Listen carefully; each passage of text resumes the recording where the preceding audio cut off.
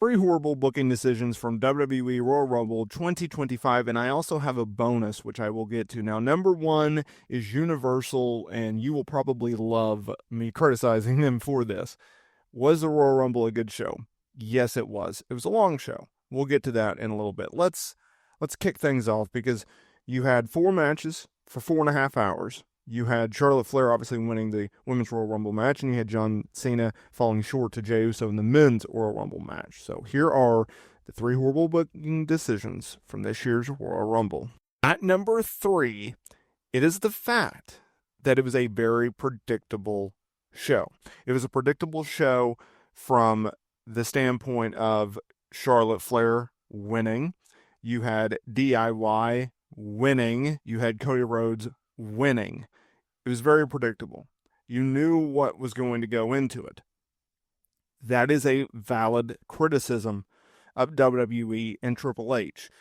In a lot of instances, a show being predictable can be a good thing if it makes sense. There are others where you just go into it and you go, okay, this is going to happen, this is going to happen, and this is going to happen. And that was one of those shows where it just like, after every finish, it was like, oh, okay. Like after the Charlotte Flair, okay. Cody Rhodes retaining the undisputed WWE Championship. Oh, okay. Yeah, I figured that. I'd like to have seen Kevin Owens go over, but okay.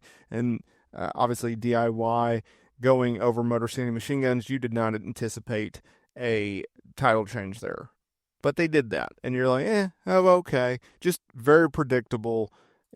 Just I don't know. I think you could have done a little bit better in terms of how they laid everything out, but whatever. Number 2 is Logan Paul, and this is a 2-part one, and I want to spend a little bit of time on this. So Logan Paul, he entered his second ever Men's Royal Rumble match. He entered the match at number 30, the most beloved, the most well-desired spots in the entire Rumble. And he also made it to the final 3. Him, Jey Uso, John Cena. Here's the problem with him entering number 30. Logan Paul is clearly not a full-time guy. Logan Paul has plenty of heat. You don't need that anymore. It's okay. Let it go. You have, historically speaking, you saved number 30 for a big-time star. Now, that's not to say that the crowd in attendance and the crowd sitting at home will always enjoy who enters at number 30, regardless of whether or not they're a big star. It's also usually saved for a surprise. In my opinion, John Cena should have got number 30. Or a Roman Reigns. Or a CM Punk. Or a Seth Rollins. Or pick a name. Logan Paul did not deserve that spot. The fact that he made it to the final 3, and I was thinking to myself, okay, are they trying to do it where, okay, we got Jey Uso, he's a babyface. We got John Cena, he's a babyface. We need a heel. We just need a guy in there to eliminate. As soon as it got down to the final 3, all I saw was criticism online of why is Logan Paul in the final 3. No one in their right mind anticipated Logan Paul winning the Royal Rumble.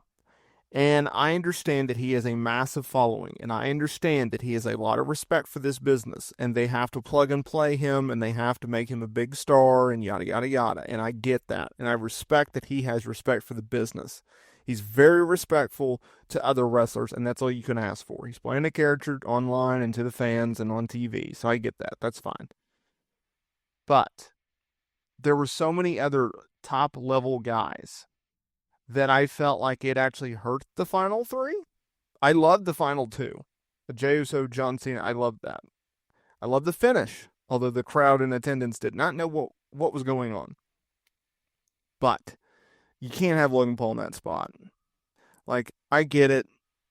You want to build him up. You want him in big spots to get him to draw. I get that. But, like, we're a few years into his tenure now.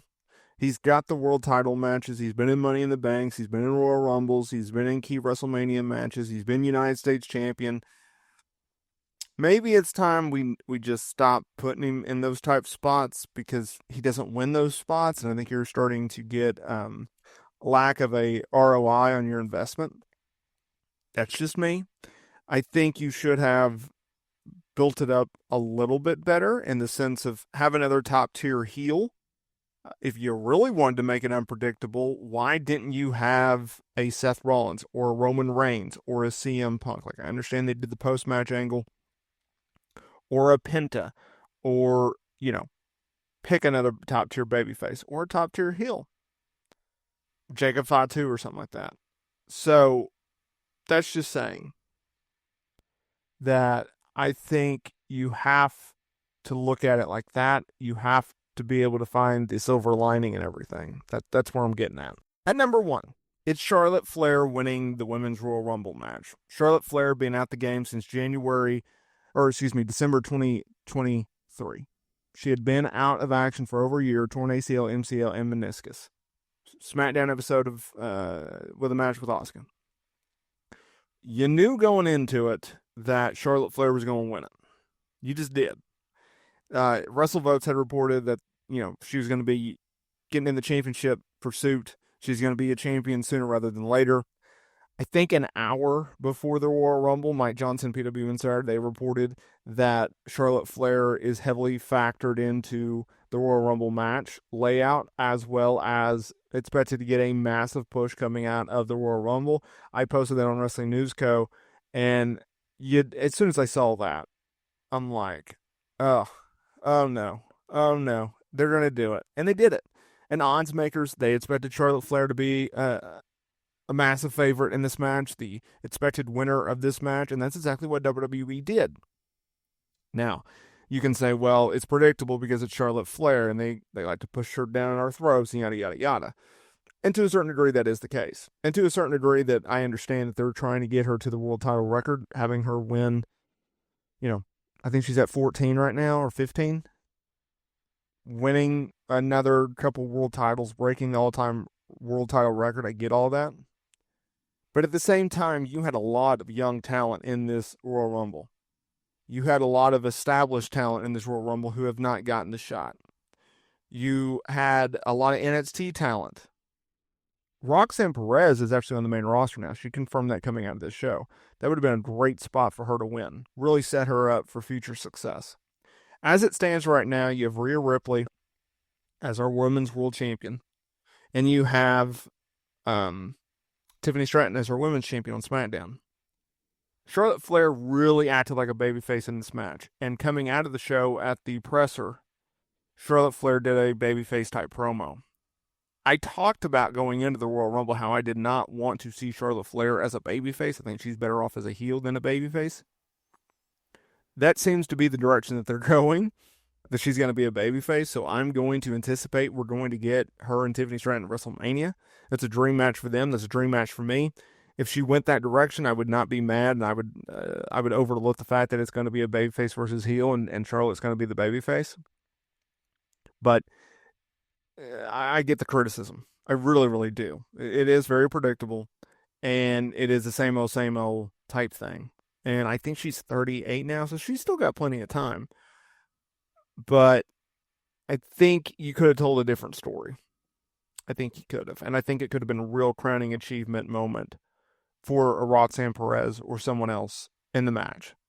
But they opted to go with Charlotte Flair, the safe hand. So we'll see where it plays out. But I anticipate us getting her and Tiffany Stratton WrestleMania. A bonus, and I'm not the only one that was like, what are we doing? So this show went 4 hours, 4.5 hours actually. It's a 4-match card. The video packages in between this, in between the matches on the show was atrocious. I don't know what we're doing. I anticipate, okay, they had, you're always going to go an hour with the Royal Rumbles, if not longer. You knew you were going to get at least 25 minutes with Cody and Kevin, and you knew you were going to get at least 20 with the 2 out of 3 falls match. I will say this about AEW, their pacing is amazing. I mean, you are one match into another. I mean, you just have enough time to go to the bathroom for entrances. WWE, their pacing is god-awful. Might want to work on that. Like, we don't need 10 minutes in between matches.